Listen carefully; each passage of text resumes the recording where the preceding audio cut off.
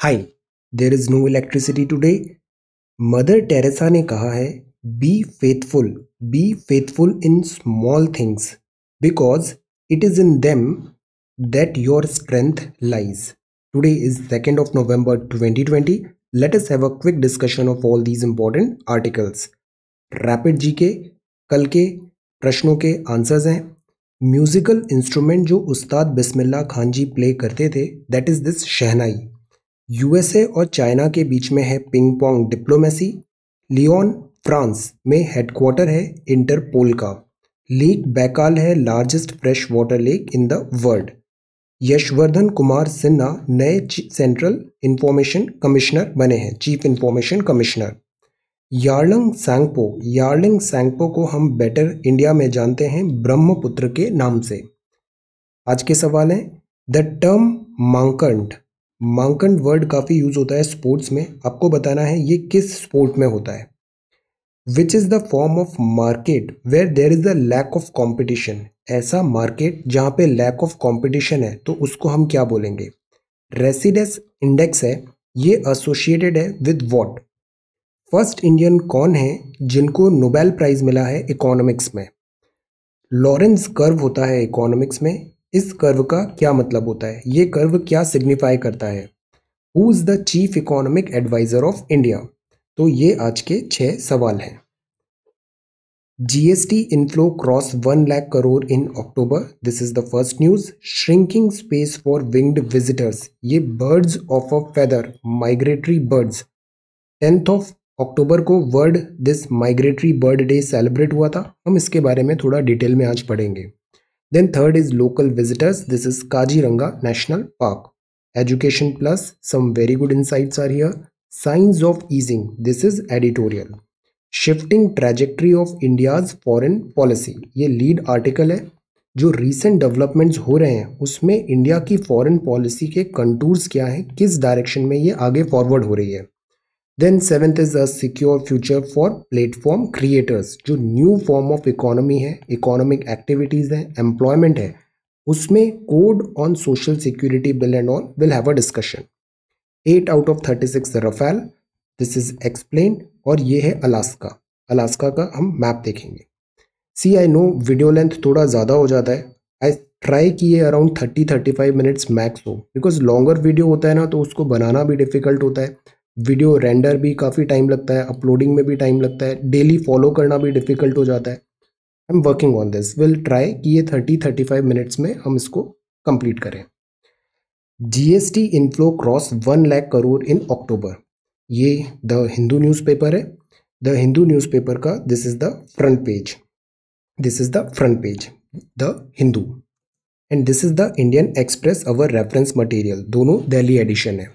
ये front page है। GST inflow cross 1 lakh crore in October में जीएसटी का जो इनफ्लो हुआ, टैक्स हुआ, वो 1 लाख करोड़ क्रॉस हुआ और it is a good thing.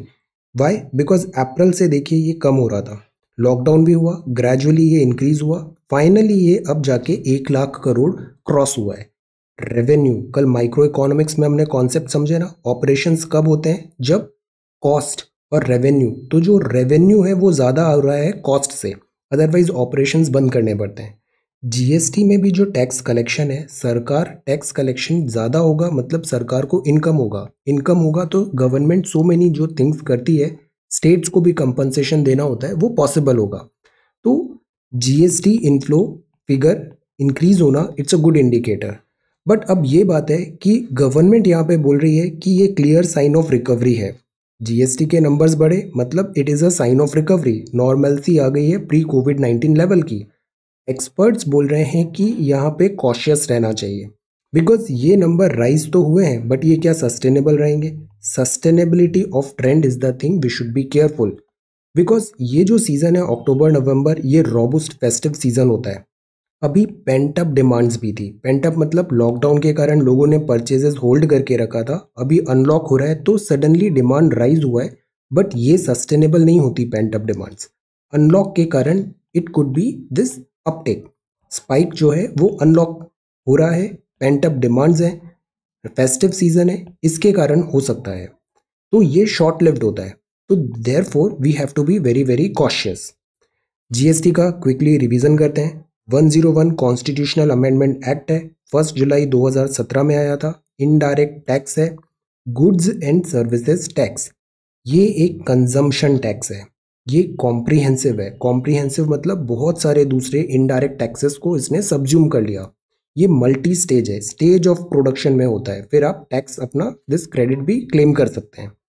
Destination based tax है, therefore manufacturing states, production states, consumer states, ऐसे इनको प्रॉब्लम्स इन्होंने इश्यूज दिए थे क्योंकि ये डेस्टिनेशन बेस्ड टैक्स है। कहाँ पे बना है नहीं, कहाँ पे इसका कंजम्पशन हो रहा है वहाँ पर इसका टैक्सेशन होगा, पॉइंट ऑफ कंजम्पशन पे। ये इसकी स्लैब्स होती हैं 0, 5, 12, 18, 28। पेट्रोलियम, अल्कोहल, इलेक्ट्रिसिटी इसमें कवर्ड नहीं है। एक जीएसटी काउंसिल भी होती है जिसमें फाइनेंस मिनिस्टर्स यूनियन और स्टेट्स के फाइनेंस मिनिस्टर और union finance minister GST council में होते हैं। तो दिस इज जीएसटी। अब ये जो अपटेक हुआ है ये सस्टेनेबल नहीं है, ये बात यहाँ पे कॉशियस किया है। कई कंपनीज हैं, उन्होंने रेज किया था सेल इनवॉइसेस सितंबर में by pushing out their finished products which they had planned in March itself। 23 मार्च से लॉकडाउन हुआ, वो इनवॉइसेस पुशअप किया इन्होंने सितंबर में, दैट इज वाई ये अपटेक आया है। So we need to await data for November and December. ये डेटा सस्टेन होगा या नहीं होगा ये हमें देखना पड़ेगा, तब जाके हम कॉन्फिडेंटली कह पाएंगे कि इकोनॉमी रीबाउंड हुई है प्री कोविड-19 डेज में या नहीं। तो जैसे हमारा नॉर्मल रूल भी है, वेट, क्विकली जजमेंट पास नहीं करना है। So let us wait, sustainable हो रहा है या नहीं हो रहा है data, then only will pass judgment कि इकोनॉमिक रिकवरी हुआ या नहीं हुआ। So this is GST inflow cross 1 lakh crore in October. See, car makers rev up for Deepavali. Deepavali में यूजुअली लोग परचेजेस ज़्यादा करते हैं गुड्स। सो कार मैन्युफैक्चरर्स भी हैं, इन्होंने भी प्रोडक्शन अपने इंक्रीज किए हैं कि ऑटोमोबाइल का भी डिमांड आएगा, हम सेल ज़्यादा करेंगे। ये जो कॉन्सेप्ट्स है ना, ये माइक्रो इकोनॉमिक्स बुक में काफ़ी अच्छे से दिए हैं। Production, supply curve, utility, marginal cost, ये सारे कॉन्सेप्ट्स, अपॉर्चुनिटी कॉस्ट। तो दिस इज कार मेकर्स। अब जो थर्ड है that is this birds of a feather, beautiful picture. Air congestions भी हो रहा है।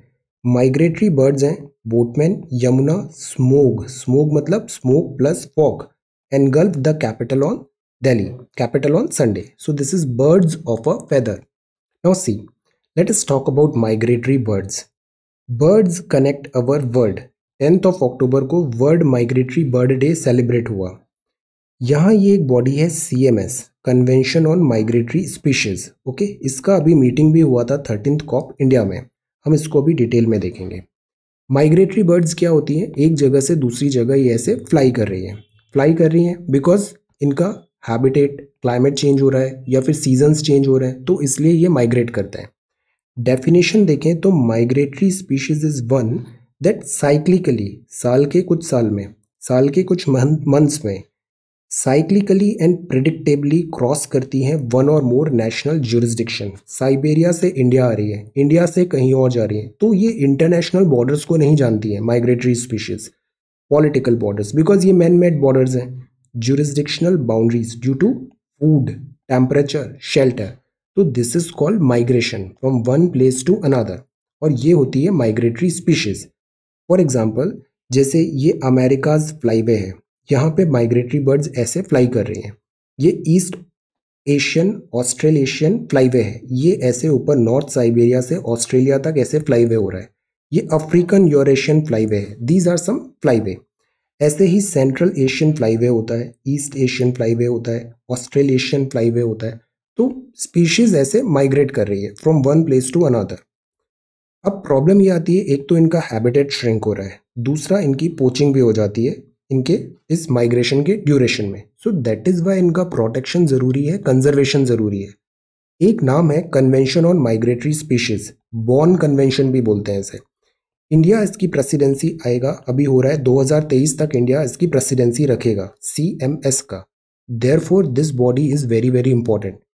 जो COP13 हुआ था CMS का, conference of parties, migratory species connect the planet, ये इसका थीम था। माइग्रेटरी स्पीशीज कनेक्ट करती हैं प्लैनेट को and together we welcome them home. जैसे अमूर फॉल्कन का हमने स्टोरी कुछ दिन पहले देखा था, नागालैंड नॉर्थ ईस्ट में इनकी पहले हंटिंग भी होती थी, फिर इनको प्रोटेक्शन कंजर्वेशन दिया गया, रिकवरी हुआ. So we welcome them home migratory species को because they connect the planets. जो मैस्केट था CMS COP13 का वो था गिबी. गिबी मतलब द ग्रेट इंडियन बस्टर्ड. ये क्रिटिकली एंडेंजर्ड स्पीशीज है अकॉर्डिंग टू IUCN. इसको हाईएस्ट प्रोटेक्शन स्टेटस दिया गया है शेड्यूल 1 में. इस बार भी प्रीलिम्स में सवाल था. शेड्यूल 1 में जो चीज़ें हैं उनको हाईएस्ट प्रोटेक्शन है. वाइल्ड लाइफ प्रोटेक्शन एक्ट 1972 में अटमोस्ट प्रोटेक्शन. तो ग्रेट इंडियन बस्टर्ड को यहाँ पे शेड्यूल 1 में रखा गया है. माइग्रेटरी स्पीशीज का ये डेफिनेशन है. अमूर फैल्कन, मैरीन टर्टल्स, ऐसे बहुत सारी स्पीशीज हैं. अब ये जो CMS है कन्वेंशन है, इसमें 2 अपेंडिक्स हैं, 1 और 2. 129 पार्टीज हैं और यूरोपियन यूनियन है, तो 130 हो गया. अपेंडिक्स 1 की जो स्पीशीज हैं वो है migratory species that are endangered और थ्रेटन्ड विद एक्सटिंक्शन. वो स्पीशीज जो एंडेंजर्ड है, थ्रेटन्ड है विद एक्सटिंक्शन, उनको अपेंडिक्स 1 में रखा है. और जो अपेंडिक्स 2 है इसमें थोड़ा लेवल कम होगा threat, which have an unfavourable conservation status which require international agreement for their conservation and management. तो ऐसे करके 2 लिस्ट हैं, 1 and 2. This is 1, this is 2. Main जो प्रॉब्लम आता है माइग्रेटरी स्पीशीज का वो है हैबिटेट फ्रेगमेंटेशन, क्लाइमेट चेंज. ये इश्यूज हैं यहाँ पे. अभी जो CMS हुआ था इसके ये आउटकम्स थे. 10 माइग्रेटरी स्पीशीज को भी ऐड किया born convention. CMS born same thing. 10 migratory species को ऐड किया बॉर्न कन्वेंशन में. अपेंडिक्स 1 में उन्हें रखा गया. ये सारे नाम ना इंपॉर्टेंट है. एशियन एलिफेंट, इसका IUCN स्टेटस है एंडेंजर्ड. जगुआर IUCN स्टेटस है near threatened. Great Indian bustard इसका क्रिटिकली एंडेंजर्ड, अभी देखा हमने. बंगाल फ्लोरिकन ये थ्रेटन्ड है. लिटिल बस्टर्ड ये नियर थ्रेटन्ड है. देन एंटीपोडियन अल्बाट्रॉस ये एंडेंजर्ड है. ओशियनिक वाइट टिप शार्क ये क्रिटिकली एंडेंजर्ड है. आप बताओ जगुआर कहाँ मिलते हैं और ये एल्बाट्रॉस कहाँ पे मिलते हैं? Jaguar and albatross. जगुआर, चीता, लायन, लेपर्ड, टाइगर ये सब कैट स्पीशीज हैं, स्नो लेपर्ड, पर इनमें थोड़ा थोड़ा स्लाइट डिफरेंस होता है. तो दिस इज जगुआर और ये है एल्बाट्रॉस CMS COP13 में. अब ये हमारा सवाल है, the importance of migratory birds. Let us try to discuss the importance of migratory birds. इसमें आप ये CMS 13 COP13 की जो फाइंडिंग्स थी, समरी थी, इसको आप काफ़ी अच्छे से यूज़ कर सकते हो. This is important because India इसकी प्रेसिडेंसी कर रहा है 2023 में. जो करंट अफेयर्स होता है ना वो अनलिमिटेड होता है.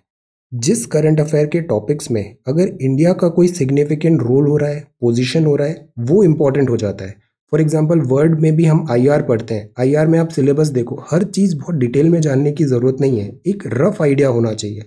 डिटेल में उन चीज़ों को पढ़ना चाहिए जहां इंडिया का रोल बढ़ रहा है. फॉर एग्जाम्पल इंडिया प्रेसिडेंसी है 2023 में, यूनाइटेड नेशन सिक्योरिटी काउंसिल में इंडिया अभी पहुंच रहा है. तो this is important. CMS COP13 India presidency है 2023 तक, Bonn convention.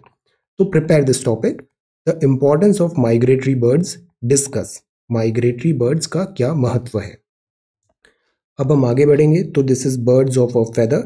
Local visitors fill tourist space in Kaziranga. Kaziranga is a very important national park. Kaziranga tiger reserve भी है.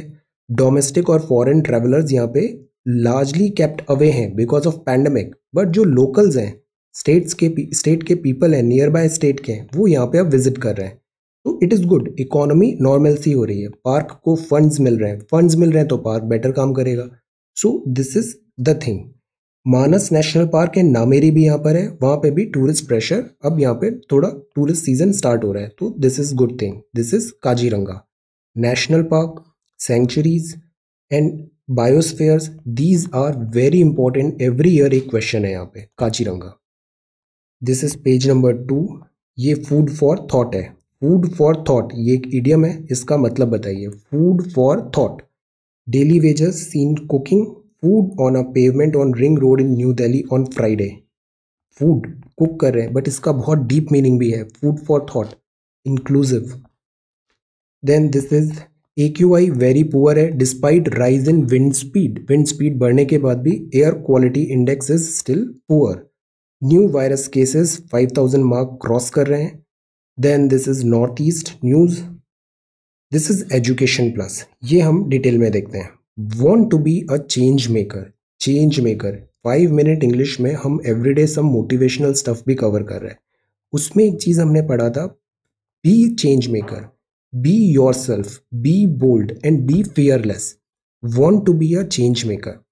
कोविड-19 है, टर्मोइल है, एजुकेशन जो सेक्टर है इसमें भी अभी बहुत ज़्यादा चर्न चल रहा है। फोकस जो पॉइंट्स हैं, एजुकेशन मतलब हम यंगर जनरेशन को दे रहे हैं। यंगर जनरेशन को जब हम एजुकेशन दे रहे हैं तो we have to be very very careful, responsibility बहुत ज़्यादा बढ़ती है। फोकस पॉइंट्स हैं जैसे जेंडर इश्यूज हैं, फाइनेंशियल लिटरेसी है, क्वालिटी हेल्थ केयर है, एनवायरमेंटल इश्यूज हैं, एनिमल वेलफेयर है, should be included in education. जो प्राइमरी मोटिव होता है स्कूल एजुकेशन का, स्कूल का मतलब क्या होता है कि 10th में कितने नंबर आ गए, 12th में कितने नंबर आ गए। जब आप बड़े हो गए ना, रियल लाइफ में जाओगे, यू वुड सी इसका कोई मतलब नहीं है, कोई ऐसा सिग्निफिकेंस नहीं है, गारंटी नहीं है कि you would be having a very good life. तो एजुकेशन मतलब नंबर्स नहीं होता है। एजुकेशन मतलब नॉलेज होता है, वैल्यूज होता है, स्किल्स होता है। स्किल्स भी, education skills is one thing and then societal skills is another. Society, group में टीम वर्क, ये सारी चीज़ें भी इंपॉर्टेंट है। ये डेवलप करें necessary life skills to be successful. तो सक्सेस होना मतलब मार्क्स नहीं होता है, there are so many other factors. This is what I want to say, necessary skills, और वो स्कूल्स से मिलती है हमें। एग्जामिनिंग एग्जाम्स, अब इसमें एग्जाम का प्रेशर आ जाता है। इंडिया में वैसे ही पॉपुलेशन बहुत ज़्यादा है, 10 लाख लोग एग्जाम लिखते हैं, 100 रैंडम क्वेश्चंस पूछे जाते हैं और उससे 10,000 लोगों को नेक्स्ट एग्जाम के लिए क्वालिफाई किया जाता है। प्रीलिम्स की बात कर रहे हैं। तो कट थ्रोट नेचर है ये, सेलिब्रेट करता है सक्सेस ऑफ फ्यू और क्रिएट करता है unhealthy competition. Inordinate amount of stress आता है चिल्ड्रन पे, हु आर फिजियोलॉजिकली, साइकोलॉजिकली और emotionally not ready to handle it. Civil services में तो फिर भी एक बच्चा थोड़ा एज हो जाता है, 21 अराउंड है, बट जो स्कूल एजुकेशन है, नीट है, जेई है, इसमें still they are very very young. Unnecessary stress आता है फिजियोलॉजिकली, साइकोलॉजिकली, इमोशनली, और उस चीज़ की हम बात करते नहीं है। एग्जाम्स, टेस्ट नेसेसरी है, that is good, but score cards है, क्या ये ट्रू पिक्चर दिखा रहा है? दूसरा एक नया ट्रेंड हो रहा है कि हम सेलिब्रेट करें, ग्लोरीफाई करें टॉपर्स को और अचीवर्स को। This is good thing, but अगर ये ओवरडू होता है ना, तो ये इन टॉपर्स के लिए भी अच्छा नहीं है। It sends them to a fool's paradise, और जो दूसरे हैं, नॉन अचीवर्स हैं, उन पे भी ये अननेसेसरी प्रेशर आ जाता है। तो this whole system is not true. What we need is a system जो एनकरेज करे चिल्ड्रन को टू क्वेश्चन, सवाल पूछे और लर्न करे। और लर्न में भी हम जो सेल्फ स्टडी होती है ना, उसको अक्सर हम एनकरेज नहीं करते हैं। सेल्फ स्टडी को एनकरेज करना चाहिए, रीडिंग हैबिट्स को एनकरेज करना चाहिए, कॉम्प्रिहेंशन स्किल्स को डेवलप करने के लिए स्टूडेंट को एनकरेज एंड मोटिवेट करना चाहिए। Because if you develop interest of student, encouragement देंगे, वो खुद ही सारी चीज़ें पढ़ लेता है। तो चिल्ड्रन को एनकरेज करें to question rather than mug करने के लिए, बस रट्टा लगाना है। No, this is not the thing. और अब वैसे भी गूगल का एज है, आप एक क्लिक करो, आपके पास सारी इंफॉर्मेशन हो जाती है। तो इंफॉर्मेशन को रटना is not a priority. Priority है कि इस इंफॉर्मेशन को यूज कैसे करना है। That is what education is. Technology use करें, प्राइवेट पार्टिसिपेशन यूज करें, और टीचर ट्रेनिंग को भी ज़रूरी है। बिकॉज टीचर्स भी, जब डिजिटल एजुकेशन हो रहा है, टीचर्स भी finding it difficult. Teachers and students में भी जो इंटरेक्शन है वो एक हेल्दी इंटरेक्शन होना ज़रूरी है। Teacher training is also important, because teacher का भी रोल है कि वो केवल एक रोबोट नहीं बनाए कि उसने ये रट लिया, एग्जाम पास कर लिया, मूव ऑन। हॉलिस्टिक वे में ओवरऑल ग्रोथ एंड डेवलपमेंट होना चाहिए स्टूडेंट का। This should be the responsibility of a teacher. Teacher training is also important. So these are some very good points जो यहाँ से हम पिक कर सकते हैं। एंड एग्जामिनिंग एग्जाम्स का भी, एग्जाम जो कल्चर है इंडिया में, इसमें सीरियस ओवरहॉल की ज़रूरत है। इतने अच्छे ब्राइट स्टूडेंट्स को ये अननेसेसरी डैमेज करता है। This I have witness this time. Prelims में, प्रीलिम्स एक स्टूपिड एग्जाम है, मैंने सेम डे भी कहा था। इतने सारे ब्राइट स्टूडेंट्स हैं, 100 क्वेश्चंस हैं, बहुत ज़्यादा अनप्रिडिक्टेबिलिटी है, रैंडमनेस है। मैं ये बार बार आपको बोलता हूँ कि ये आपको डिफाइन नहीं करता है। गेट आउट, ये इतना ज़्यादा don't feel about it, get out of it. ये आपको डिफाइन नहीं करता है, understand this thing. So Exam system, we need a overhaul. Examining exams. Then this is signs of easing. Signs of easing. India का कोविड-19 trajectory है, downward trend आ रहा है, ये एडिटोरियल है साइंस ऑफ ईजिंग. बट कॉम्प्लासेंसी नहीं रखनी चाहिए. प्राइम मिनिस्टर ने क्या कहा है? नो ढिलाई जब तक नो दवाई. But there is no room for complacency. Because जैसे आगे अपन यूके का देखेंगे, यूके में सेकेंड वेव की बात है, लॉकडाउन फिर से लग रहे हैं, फ्रांस में लॉकडाउन लग रहे हैं, तो सेकेंड वेव आ सकती है. इंडिया में क्यों नहीं आएगी? ये हमसे आगे चल रहे हैं, ये हमसे आगे चल रहे हैं. जो प्रॉब्लम ये आज फेस कर रहे हैं ना, कुछ टाइम बाद हम वो प्रॉब्लम फेस करेंगे. स्मार्ट लोग होते हैं ना, वो ऐसे सीख जाते हैं. जो आपसे आगे चल रहे हैं उसको देखो क्या प्रॉब्लम आई, क्या हिट हुआ, क्या मिस हुआ. स्मार्ट पीपल उनके एक्सपीरियंस से लर्न करते हैं. तो we should learn from US, UK, Europe. Second wave आ सकती है, विंटर्स आ रहे हैं, फेस्टिवल्स का टाइम है, फटीग भी हो रहा है, तो we need to be careful. Citizens must not get complacent. Drop in cases हुए गुड, बट कॉम्प्लासेंट नहीं. Continue to observe normal social distancing, mask पहने, हैंड हाइजीन रखें जब तक वैक्सीनेशन नहीं आ रही है. Science of easing. Then this is a fierce contest है, कमेंट्री है यूएस इलेक्शंस पे. Let's wait for 2 more days, results आ जाएंगे, फिर हम इस पे बात करेंगे. The shifting trajectory of India's foreign policy. ये जो आर्टिकल है वो बता रहा है कि चेंजिंग नेचर है जो इंडिया की फॉरेन पॉलिसी का over the period of time. जैसे पहले हम बहुत ज़्यादा आइडियलिस्ट थे, अब हम थोड़े थोड़े प्रैग्मेटिक और रियलिस्टिक भी बन रहे हैं, which is a good thing. Quad है, ये मिलिट्री स्ट्रैटेजिक है. एशिया पैसिफिक है, ये पॉलिटो इकोनॉमिक है. और चाइना यहाँ पे डोमिनेटिंग प्लेयर है. China is very very strong, बहुत ज़्यादा स्ट्रेंथ उसने गेन कर ली है इस पूरे रीजन में. तो क्वाड और एशिया पैसिफिक में ये डिफरेंस हुआ. फॉरेन पॉलिसी प्रैग्मेटिक और रियलिस्ट होने की ज़रूरत है. ये 4 नाम बहुत अच्छे से याद रखना है. General security of military information agreement, logistics exchange memorandum of agreement, communication compatibility security agreement and BECA, basic exchange and cooperation agreement. ये जो 4 चीज़ें हैं, ये फाउंडेशनल अग्रीमेंट जो यूएस करता है, ये एक काइंड ऑफ कंप्लीट हो गया. तो इंडिया और यूएस के जो अग्रीमेंट्स हैं, टाइज हैं, वो क्या हो रहे हैं? कन्वर्ज हो रहे हैं, पास आ रहे हैं. 2005 में सिविल न्यूक्लियर अग्रीमेंट हुआ, मेजर डिफेंस पार्टनर बन गया इंडिया यूएस का.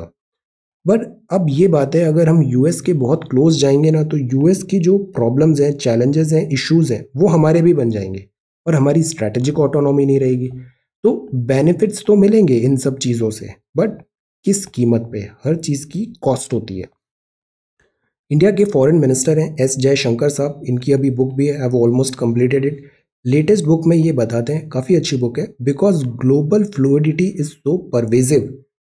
फ्लूइडिटी है, रैपिडली चेंज हो रही है चीज़ें. India must address this challenge by forging more contemporary ties. Contemporary ties, यही नहीं कि 50 ईयर्स पुराने, 30 ईयर्स पुराने. आज की डेट में जो सिचुएशन है, we have to accept it और उसके अकॉर्डिंग हमारी फॉरेन पॉलिसी बनाने की ज़रूरत है. On every major account, pragmatism is required, realism is required. China का एंगल है क्वाड में. अब आगे ये आर्टिकल ये बताता है, शुरुआत यहाँ पे ऐसे हुई कि ये स्ट्रैटेजिक फोकस हुआ, यूएस के साथ कन्वर्जेंस हो रहा है, लेमोआ, बेका. देन एडवांटेज है, बट किस कॉस्ट पे है? क्योंकि यूएस अगर आपको कुछ दे रहा है तो वो फिर आपसे कुछ एक्सपेक्ट भी करेगा, तो at what cost? Impact on China and regional ties भी है. चाइना का डोमिनेंस बढ़ रहा है एंड दिस रीजनल टाइज मतलब जैसे हमारे नेबरिंग कंट्रीज. कुछ टाइम से हमने नेबर कंट्रीज पे इतना ज़्यादा स्ट्रेस नहीं दिया, तो हमारे रिलेशन स्ट्रेन हुए. Nepal, Sri Lanka, Bangladesh. So why we are not focusing on that? Similarly जो एक्सटेंडेड नेबर है वेस्ट एशिया, यहाँ पे भी हमें टाइज कन्वर्ज करने की ज़रूरत है, बेटर करने की ज़रूरत है. यूएई और इजराइल में जो रिलेशंस डेवलप हो रहे हैं, अब्राहम अकॉर्ड है, Bahrain. We need to be practical and pragmatic. एक और बहुत बड़ा बात है अफगानिस्तान का. अफगानिस्तान क्वागमायर है. अफगानिस्तान को death bed of this empires बोला जाता है, बिकॉज जो भी अफगानिस्तान जाता है वहाँ पे वो उधर ही फंस के रह जाता है. रशिया के साथ भी ऐसा हुआ, यूएसएसआर डिसइंटीग्रेट हो गया. यहाँ यूएसए बड़े स्ट्रेंथ के साथ गया था, यूएसए को भी बहुत सारे सेटबैक्स हुए. ब्रिटिशर्स ने एक बार अपनी ट्रुप्स सेंड किया था अफगानिस्तान में, ब्रिटिशर्स को भी बहुत सेटबैक हुए थे. तो अफगानिस्तान क्वागमायर है. अब यहाँ पे अगर अफगानिस्तान में, बिकॉज यूएस पुल आउट कर रहा है, तालिबान भी है, पाकिस्तान का रोल बढ़ रहा है, इंडिया को भी अपनी प्रेजेंस यहाँ पे दिखानी पड़ेगी. तो इसमें अप्रोच क्या रखें हम? नाम जो है, नाम में नॉन अलाइनमेंट मूवमेंट, इसको बोलते हैं कि ये रेलिक हो गया है, बिकॉज जो कोल्ड वॉर इरा था दैट इज गॉन। तो इसका भी इवॉल्विंग नेचर है। तो the point is, so many things are happening in parallel. Developments बहुत सारी चीज़ों में हो रहे हैं और उसके हिसाब से हमें प्रैक्टिकल प्रैग्मेटिक अप्रोच रखना चाहिए। बहुत ज़्यादा यूएस के अगर इन्फ्लुएंस में हम जाएंगे तो रशिया के साथ हमारी डिस्टेंस हो जाएगी। रशिया और India, India and Russia traditional partner रहे हैं, काफ़ी इनकी फ्रेंडशिप भी रही है, मिलिट्री लॉजिस्टिक्स में काफ़ी सपोर्ट रहा है। अब जैसे S-400 ट्रायम्फ मिसाइल है, यूएस अगर हम पे, ऑल्दो काटसा में हमें कुछ सैंक्शंस में हमें कुछ रिलीफ मिला, बट यूएस ये कभी नहीं चाहेगा कि हमारे जो इंटरेस्ट हैं कन्वर्जेंस रशिया के साथ ज़्यादा बढ़े। तो the point is this strategic autonomy, too much अगर क्लोज होंगे यूएस से तो उससे हमारी स्ट्रैटेजिक ऑटोनॉमी पे क्या इम्पैक्ट पड़ेगा। This is what we need to understand. Indo Russia relations हमारी प्रायोरिटी रहनी चाहिए, बिकॉज रशिया भी हमारे ट्रेडिशनल टाइज रहे हैं, स्टेपल है इंडियाज फॉरेन पॉलिसी का फॉर सो लॉन्ग। और एक और नया डेवलपमेंट हो रहा है, रशिया और चाइना के बीच में फ्रेंडशिप बढ़ती जा रही है, कन्वर्जेंस हो रहा है, और चाइना और इंडिया के बीच में डिफरेंसेस आ रहे हैं। तो the point is, so many things are happening. Foreign policy, trajectory of India's foreign policy, ये बहुत डायनामिक है, काफ़ी तेज़ी से चीज़ें बदल रही है यहाँ पे। Then this is again note on US politics, इसको स्किप करते हैं अपन। ये है a lose lose election that is for China, ऐसा यहाँ पे कमेंट्री है, इसको भी हम स्किप करते हैं बिकॉज अभी 2-3 दिन में क्लैरिटी होगी, इन सब न्यूज़ का इतना शेल्फ लाइफ होता नहीं है। Then this is queries, complaints and allegations, two different complaints against the paper. Readers editor होता है, इसमें कुछ एथिकल एंगल देते हैं। बात करते हैं कि जो न्यूज़ मीडिया है, न्यूज़ मीडिया को रेस्पॉन्सिबल होना ज़रूरी है, अकाउंटेबल होना ज़रूरी है, और sensationalism is not everything. Sensationalism, realism होना चाहिए, actual responsible delivery of news should be there. This is a important article और हमारे सिलेबस का भी है। Secure future for platform worker, economics, GS paper 3। And employment, अब सी प्लेटफॉर्म क्रिएटर्स क्या होते हैं। जैसे स्विगी एक प्लेटफॉर्म क्रिएटर हो गया, बहुत सारे लोगों को यहाँ पे इसने एम्प्लॉयमेंट दे दिया। या फिर जैसे यूट्यूब है, ये भी एक प्लेटफॉर्म क्रिएटर है, बहुत सारे पीपल यहाँ पे वर्क कर रहे हैं। अब वर्क कर रहे हैं बट इसका फ्यूचर क्या है प्लेटफॉर्म क्रिएटर्स का। फॉर एग्जाम्पल जो क्रिएटर्स होते हैं ना, वो बहुत ज़्यादा डिपेंडेंट हो जाते हैं यूट्यूब पे। यूट्यूब मतलब जो भी प्लेटफॉर्म है, क्रिएटर उस प्लेटफॉर्म पे डिपेंडेंट हो जाएंगे। It could be any platform, education platform है या फिर बिजनेस, ई बिजनेस सेल्स का प्लेटफॉर्म है, एनीथिंग। ये प्लेटफॉर्म क्या होते हैं, जैसे मिडिल मैन होते हैं, ऐसे ये भी मिडिल मैन होते हैं। ये क्रिएटर को और कंज्यूमर को कनेक्ट कर रहे हैं, बस कनेक्ट कर रहे हैं, इधर से इधर इनका कनेक्शन हो रहा है, और बीच में ये अपना टैक्स कट ले लेते हैं। बट जो कंटेंट वाले हैं वो बहुत ज़्यादा डिपेंडेंट यहाँ पे हो जाएंगे, क्रिएटर, और जो कंज्यूमर है वो भी बहुत ज़्यादा यहाँ पे डिपेंडेंट हो जाएंगे। तो इसको रेगुलेट करना ज़रूरी है, प्लेटफॉर्म जो है इनको रेगुलेट करना ज़रूरी है। कोड आया social security bill 2020, Indian law में इसने अटेम्प्ट किया कि प्लेटफॉर्म वर्क क्या है इसको हम डिफाइन करें outside traditional employment category. Yuval Noah Harari है, इनका एक बुक है 21 lessons for 21st century. I have read this book, last year पढ़ा है, it's one of my favourite book. बहुत अच्छे इंसाइट्स दिए हैं। जिस तेजी से चीज़ें बदल रही है ना, तो नेचर ऑफ एम्प्लॉयमेंट बहुत बदलने वाला है। जो आज दिख रहा है ना, ऐसा 5-10 साल में नहीं दिखेगा, पिक्चर बहुत चेंज हो जाएगी। प्लेटफॉर्म जो वर्क होता है, इसका मतलब वर्क अरेंजमेंट है outside traditional employer employ relation. Organisation एक प्लेटफॉर्म दे दिया है, यहाँ और यहाँ बीच में मिडिल मैन बन गए और ये कनेक्ट करेंगे। ऑनलाइन प्लेटफॉर्म है, स्पेसिफिक प्रॉब्लम्स हो सकती हैं, स्पेसिफिक सर्विसेज हो सकती हैं, जैसे एजुकेशन सर्विसेज है, क्रिएशन है, एनीथिंग।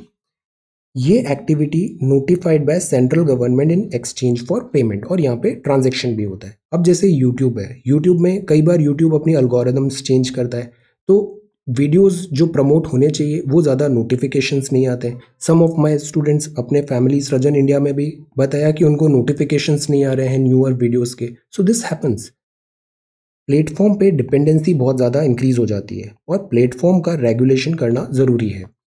अब प्लेटफॉर्म पे गिग अनऑर्गेनाइज्ड, जो इंडिया में ज़्यादातर जो जनता है वो अनऑर्गेनाइज सेक्टर में एम्प्लॉयड है, नॉन फॉर्मल, फॉर्मल नहीं है, इनफॉर्मल वर्क कर रहे हैं।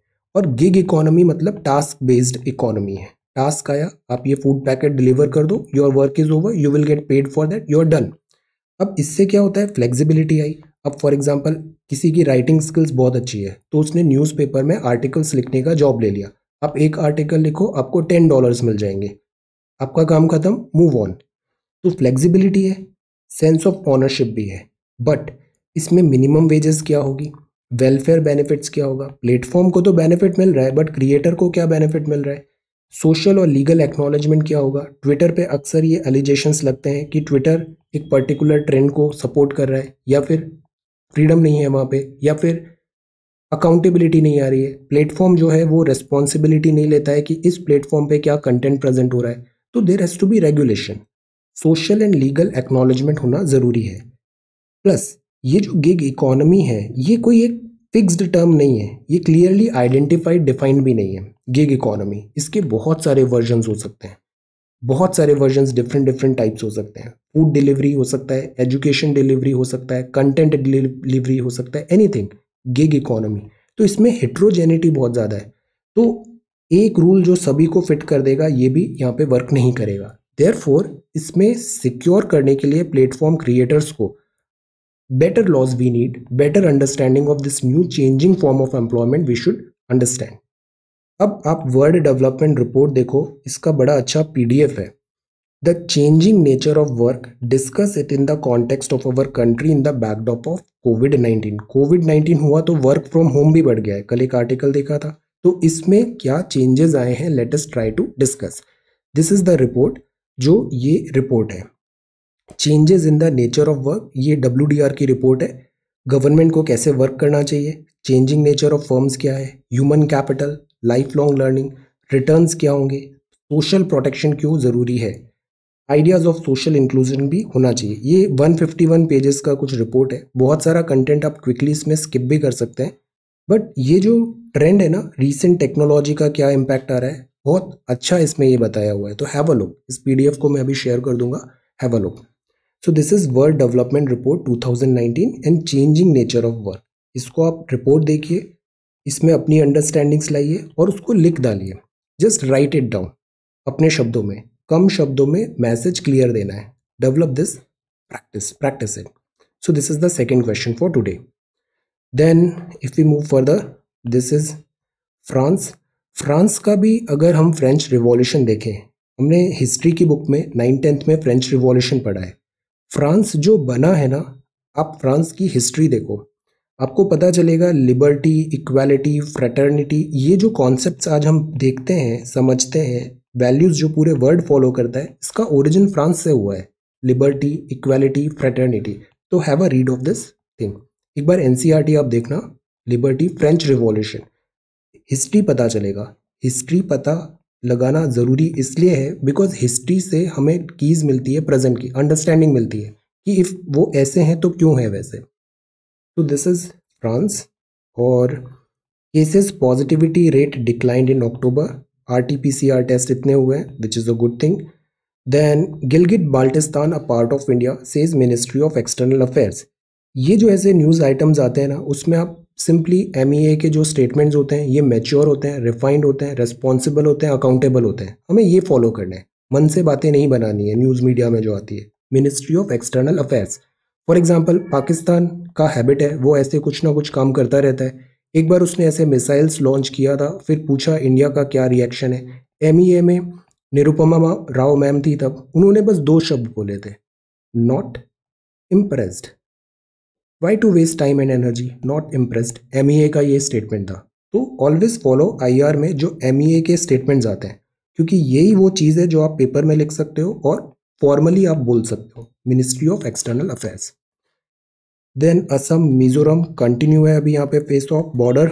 This is Rafale jet, non stop from France to India आएंगे ये। तो ये नंबर 8 हो जाएगा, 5 पहले आए थे, 3 अभी आएंगे, टोटल 8, 36 आने हैं अभी। Non stop from France to India. French air force का रिफ्यूलिंग प्लेन भी होगा जो इसको अकॉम्पनी करेगा। अब हमें बहुत ज़्यादा टेक्निकलिटी में नहीं जाना है फाइटर प्लेन्स में, हमें ये समझना है कि इसका स्ट्रैटेजिक इंपॉर्टेंस क्या होगा, सिक्योरिटी में क्या इंपॉर्टेंस होगा, ये हमारे सिलेबस में है। बिग बूस्ट होगा induction into golden arrow squadron of IAF इन सितंबर, ये होगा। इससे पहले ये 5 जेट आए थे, 17 गोल्डन एरो स्क्वाड्रन में आए थे। Okay, AR acrobat cannon salute दिया गया था। अब ये 3 और आ जाएंगे, तो टोटल कितने हुए? 5 + 3 36। सेकेंड जो स्क्वाड्रन बनाने की बात है वो बनेगा हसीमारा इन वेस्ट बंगाल में, वेस्ट बंगाल में सेकेंड स्क्वाड्रन बनेगा।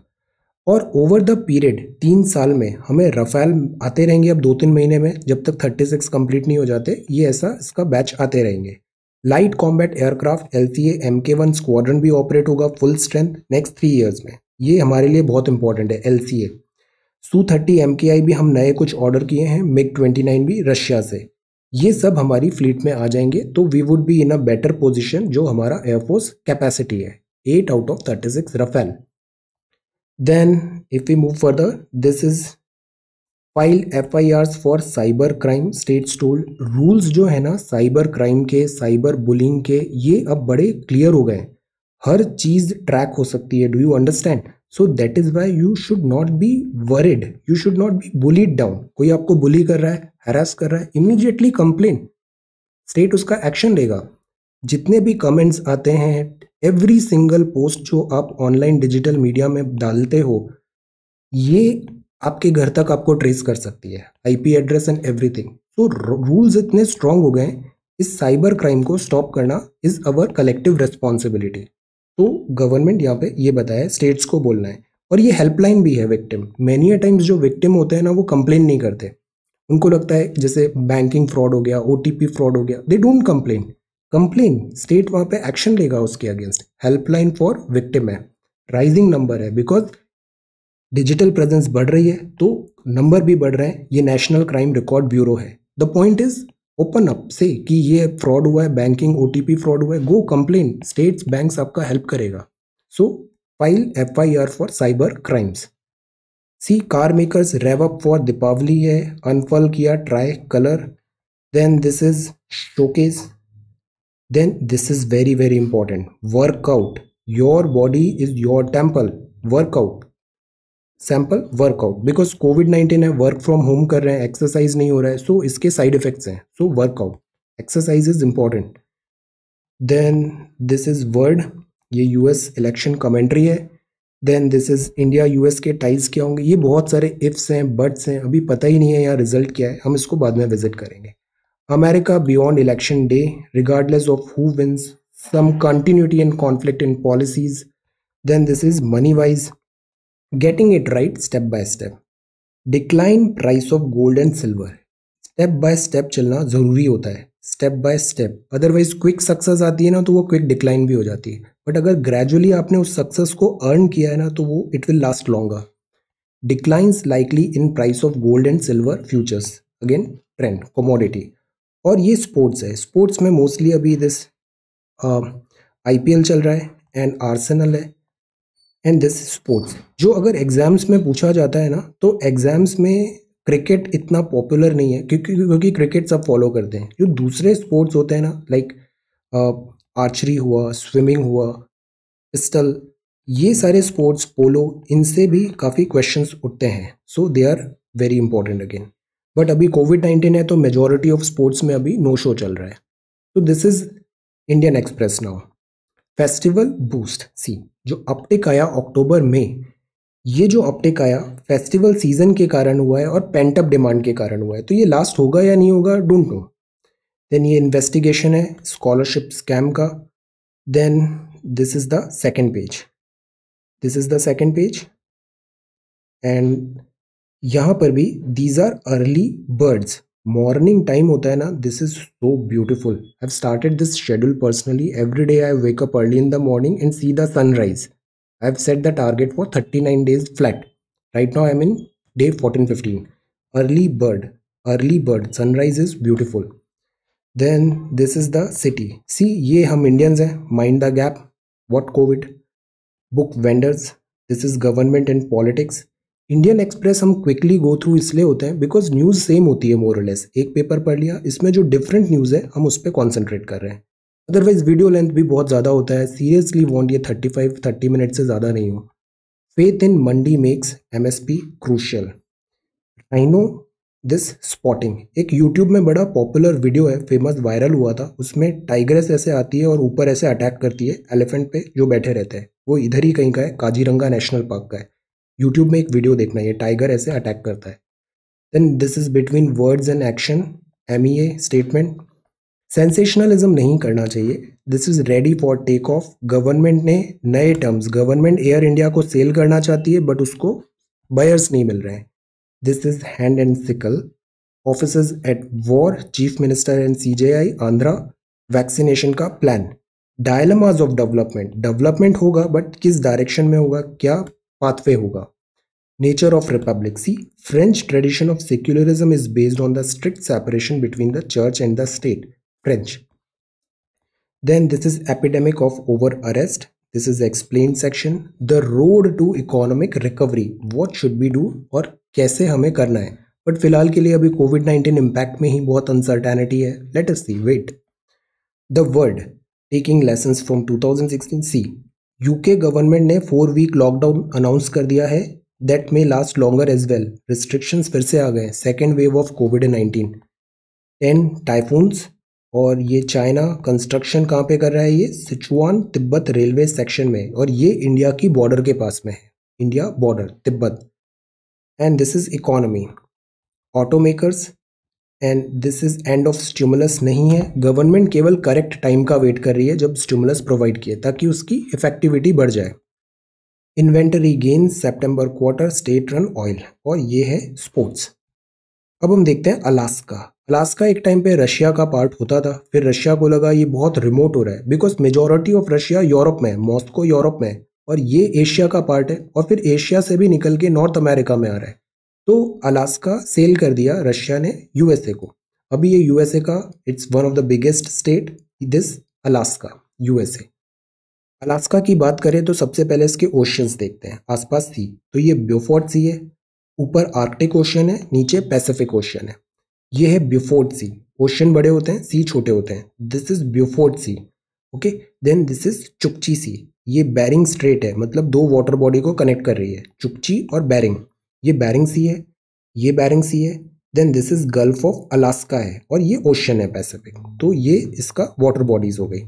यहाँ ये अल्यूशियन आइलैंड्स भी आ जाते हैं, and this is Alaska peninsula है, ये अल्यूशियन आइलैंड।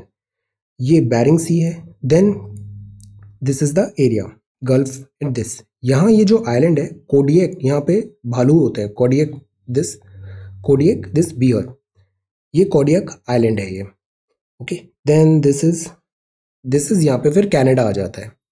अगर जो फिजिकल फीचर्स देखें तो ये अलास्का रेंज है, दिस इज ब्रूक्स रेंज, ये ब्रूक्स रेंज है, ये अलास्का रेंज है। यूकॉन रिवर यहाँ की काफ़ी इंपॉर्टेंट है, Yukon river, this is Yukon river. Okay, then this is Seward peninsula, north slope है, ये कोस्टल एरिया यहाँ पे आ गया। माउंट मैकिनली, और एक ये डेनाली नेशनल पार्क भी अभी न्यूज़ में था यहाँ पे। So this is Alaska. Okay, ये सारे PDF I am sharing in Telegram, you are watching videos, एक बार आप इन PDF को भी देखिए, इससे जो अंडरस्टैंडिंग एंड एवरीथिंग है वो काफ़ी ज़्यादा रिटेन होगा। प्राइमरी रीज़न हम ये जो नोट्स बनाते हैं वो ये है रिवीजन, कितना पढ़ते हैं उससे ज़्यादा इंपॉर्टेंट है, कम पढ़ें बट उसको रिवाइज मल्टीपल टाइम्स करें। न्यूज़पेपर का revision is important, so that is why ये नोट्स आर सो इम्पॉर्टेंट। तो दिस इज अलास्का, ये एक्सप्लेन्ड है, 8 आउट ऑफ 36 रफेल है। इस रिपोर्ट को एक बार देखिएगा, क्विकली गो थ्रू, स्किम करना है and try to answer this question. Secure future of platform creator, then trajectory of India's foreign policy. मैं हमेशा ये एम्फेसाइज करता हूँ कि वाइड रेंज ऑफ सब्जेक्ट में एक जनरल अंडरस्टैंडिंग होनी चाहिए। एग्जाम्स जो क्वालिफाई करते हैं ना, आप उनका देखना, सब्जेक्ट एक्सपर्ट्स बन जाते हैं सम पीपल, बट वो क्वालिफाई नहीं कर पाते। और सम स्टूडेंट्स होते हैं जो जस्ट एक, उनको थोरो नॉलेज नहीं है बट बहुत अच्छे से उनको ये बेसिक चीज़ें पता है, but they easily qualify. Science of easing, तो हॉलिस्टिक होना चाहिए, कंप्लीट होना चाहिए, ब्रेकेट नहीं होने चाहिए, सिलोज नहीं होने चाहिए स्टडीज़ में। Education plus, Kaziranga, and then this is about winged visitors, और ये है GST inflow. So this is 2nd of November 2020। Thank you so much for watching this video. Take care, study well and be